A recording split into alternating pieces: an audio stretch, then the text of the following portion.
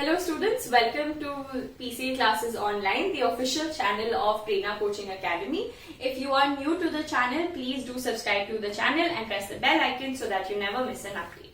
This is part 4 of your chapter Money and Credit from class 10th Economics. We have recorded 3 other parts before this, so if you have not seen those before, the links are in the description box. So please watch those before so that you will be able to understand what we cover today much better. So today we will be talking about sources of credit. As I have explained in part 3, credit basically is just an agreement through which someone lends money to someone, money or goods to somebody else.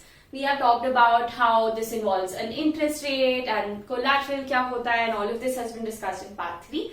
But what we will be understanding today is कि ये loans exactly आते कहाँ से हैं, what are the sources of credit. So there are 2 main sources of credit, the formal sources of credit and informal sources of credit. So first we will be discussing what formal sources of credit are. So basically this means loans from banks and cooperatives. So private sector banks या public sector banks जो organization, official organizations होती हैं and official cooperatives. These are companies that are registered with the government and so have to follow a certain number of rules. Everything has to be documented, and that's why this is called formal sources of credit. And so the first point is that these sources are supervised by the RBI, and once I sort of discuss this, I'll also tell you exactly how the Reserve Bank of India supervises formal sources. And the second is that the rate of interest is fixed. Now this is very important. इसका मतलब है कि जो banks आपको जब loan देते हैं वो उसे रैंडमली बीच में चेंज नहीं कर सकते कि आपने स्टार्टिंग में लोन लिया वो 10% का था और फिर 6 महीने बाद उन्होंने बोला अच्छा आप रेट ऑफ इंटरेस्ट 15% हो गया. ऐसे नहीं होता है because they are formal, they have to follow certain rules. One of the rules is की रेट ऑफ इंटरेस्ट फिक्स्ड होता है. तो मैंने बोला था that they are supervised by RBI. तो what is the role of the Reserve Bank of India in supervising formal sources of loans. So basically जैसे हमने पहले की वीडियोस में भी डिस्कस किया है, जब आप पैसे डिपॉजिट करते हो बैंक में, banks are required to keep a minimum cash balance ताकि जब भी कोई बैंक चाहे अपने पैसे विड्रॉ करने के लिए वो पैसे अवेलेबल होने चाहिए.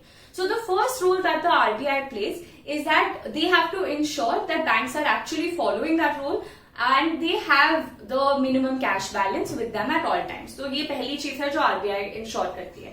And the second thing that the RBI ensures is that banks are actually giving loans to all people. They're giving loans not just to for profit making private companies जो बड़ी बड़ी companies होती हैं, but they are also giving loans to small business owners, individuals जिन्हें loans की ज्यादा जरूरत होती है. तो how does the RBI make sure कि ऐसा होता है कि एक फिक्स्ड इंटरवल में पीरियोडिकली बैंक्स को आरबीआई को एक रिपोर्ट सबमिट करना होता है कि वो किसको लोन एग्जैक्टली दे रहे हैं और क्या इंटरेस्ट रेट चार्ज कर रहे हैं. और इस इंफॉर्मेशन से RBI makes sure that the formal sources like banks and cooperatives are giving loans to people who need them and all people who need them, not just rich private companies. So this was formal sources. What are informal sources? These are loans from money lenders, employers, friends, relatives. So इसमें informal यही है that no organization supervises these credit activities. तो कोई आके ensure नहीं कर सकता कि वो एक certain number of rules follow करें. And they can lend on whatever rate of interest they want because it's informal. Formal sector के केस में क्या होगा कि RBI will come and say नहीं this rate of interest is too high. But because it's not supervised, they can charge whatever interest rate they want.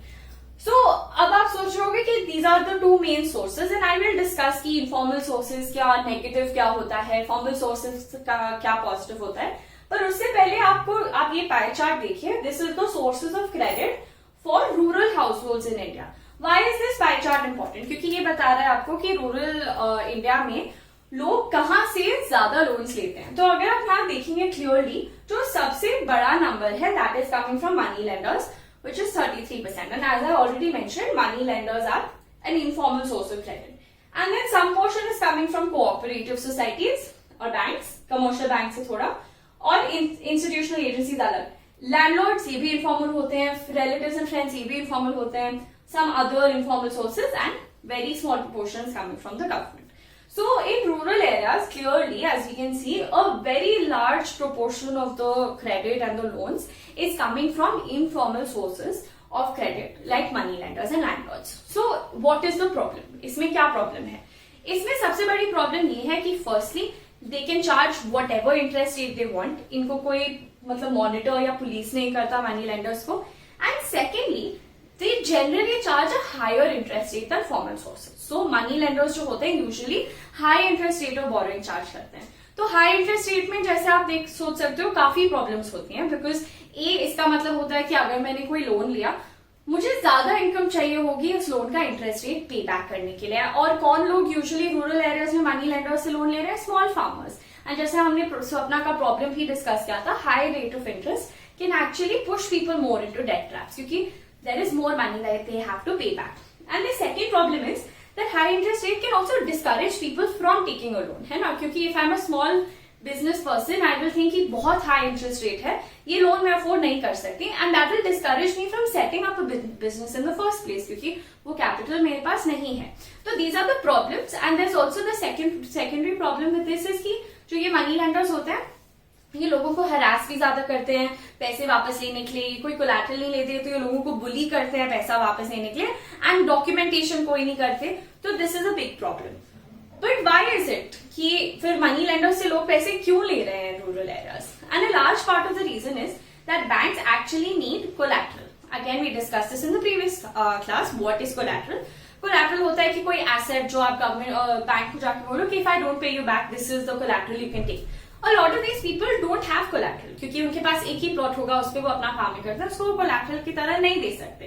तो जो money lenders होते हैं, लैंडलॉर्ड्स होते हैं, तो usually people from the same village, same locality, they know them personally. तो वो collateral के बिना उन्हें लोन दे देते हैं. बैंक्स कोलैटरल के बिना लोन नहीं देते हैं. And banks also require documentation, जो रूरल एरियाज में बहुत बार लोगों के पास नहीं होती है. तो it is because of these reasons that money lenders and informal sources of credit dominate in rural areas. और ये एक प्रॉब्लम है, क्योंकि अफोर्डेबल क्रेडिट सबके पास होना चाहिए, एंड इट इज इंपॉर्टेंट कि लोग क्रेडिट ले सके प्रोडक्शन के लिए और उन सभी एक्टिविटीज के लिए. इसीलिए बहुत जरूरी है कि formal sources of credit rural areas में बढ़े, ताकि इकोनॉमी की ग्रोथ बेटर हो सके. And the second thing is, ये आपकी बुक में भी है, आप इसे डिटेल में पढ़ सकते हैं, कि ज्यादातर जो formal sources of credit already exist करते हैं, जैसे अर्बन एरियाज में, वो मोस्टली लोन्स रिच लोगों को देते हैं. तो जैसे in urban areas, for rich people, 90% of their credit comes from formal sources and only 10% from informal. But for poor people, a lot of it, even in urban areas, is from informal credit. So we need two things for formal sources. First, we need कि वो rural areas में ज्यादा lend करें, and secondly कि वो rich और poor सबको lend करें, ताकि सब credit से benefit कर सकें और economy बढ़ सके. So this is everything on sources of credit. And lastly, what I'd like to discuss are self-help groups.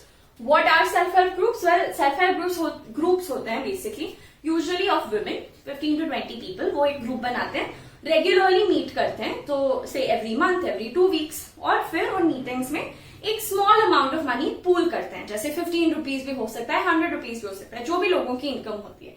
और इसी तरह वो पूल करके सेविंग्स बना लेते हैं. तो अगर 15 लोग 100 रुपए भी हर 2 हफ्ते दे रहे हैं, तो they take all of that money for everyone and make a pool. और फिर वो एक दूसरे से विद इन द ग्रुप भी बोरो कर सकते हैं, और ये जो पूल बनता है इससे भी बोरो कर सकते हैं. तो that's the first level, that it people can rely on their neighbours, their friends for help. And the second thing is, in 2 to 3 months, if they show that they are able to save, banks give loans to the self-help group, formal banks. So why do they do this? Because if I am lending to a group, the rule is कि एक person भी अगर वो loan repay नहीं कर पाता है, तो वो पूरे ग्रुप की रिस्पॉन्सिबिलिटी है. तो इससे क्या होता है कि अगर एक पर्सन का क्रॉप फेल होता है, पूरे ग्रुप के पास इंसेंटिव है कि वो उनकी हेल्प करें और वो लोन रीपे हो सके, टाइम पे रीपे हो सके. और इसी तरह से बैंक्स, इवन दो लोगों के पास कोलैटरल नहीं होता, सेल्फ हेल्प ग्रुप्स को लोन्स देते हैं. तो self help groups basically then turn out to be a way जिससे लोग ज्यादा फॉर्मल क्रेडिट एक्सेस सोर्सेज से क्रेडिट एक्सेस कर सकें. एंड इट ऑल्सो मीन्स कि लोग रेगुलरली मिल रहे हैं, इट इज वुमेन, तो they can discuss things like nutrition, domestic violence, उनके लिए एक सपोर्ट ग्रुप भी बनता है. So that is it on sources of credit. We will also be recording one more video which will discuss what are the main questions जो CBSE में आते हैं, उनके आंसर्स क्या होते हैं. And thank you so much for watching and hope we liked the video.